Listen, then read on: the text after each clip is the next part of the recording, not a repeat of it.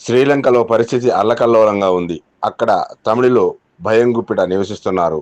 ఎన్నో రకాల ఆంక్షలు తమిళనాడులో తలదాచుకున్న కొంతమంది శ్రీలంక తమిళులు పరమాచార్య స్వామి వారి దర్శనానికి వచ్చారు. అంతకు వారం క్రితమే శ్రీలంక తమిళులు నాయకుడు పద్మనాభం హత్య జరిగింది. దాంతో శ్రీలంకలో భయంకరమైన పరిస్థితి నెలకొంది. ఆ రోజు స్వామివారి దర్శనం కోసం చాలా మంది భక్తులు వేచి ఉన్నారు. లంక తమిళులు వంతు రాగానే వారి బాధలను కష్టాలను స్వామివారికి చెప్పుకున్నారు. మహాస్వామి వారు కరుణాస్వరూపులుగా అగుపించారు. మీ ఆస్తులన్నింటినీ వదులుకుని కేవలం ఈ స్థితి నుండి బయటపడడానికి ఇక్కడికి వచ్చారు. ఇక్కడ మీ జీవితం ఎలా ఉంది? మీరు తిరిగి వెళ్తే మీ ఆస్తులు మీకు దొరుకుతాయా? బహుశా అంత ప్రేమతో ఎవరు వారిని పలకరించి ఉండరనుకుంటాను. అంతకుముందు వారు లంకలో వారు దమనీయ పరిస్థితిని గురించి వివరించారు.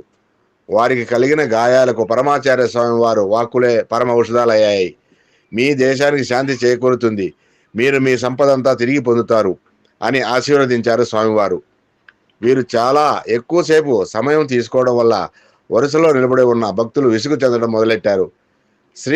శ్రీమఠం సేవకుడొకరు వారిని, ఈరోజు కుదరకపోతే మనమందరం మరొక రోజు వచ్చి పరమాచార్య స్వామి వారిని దర్శించుకోవచ్చు, కానీ వారి పరిస్థితి చూడండి చాలా విషమంగా ఉంది అని వివరించడంతో శాంతపడ్డారు. అపార కరుణాసింధుం జ్ఞానదం శాంతరూపిణం శ్రీ చంద్రశేఖర గురుం ప్రణమామి ముదావహం.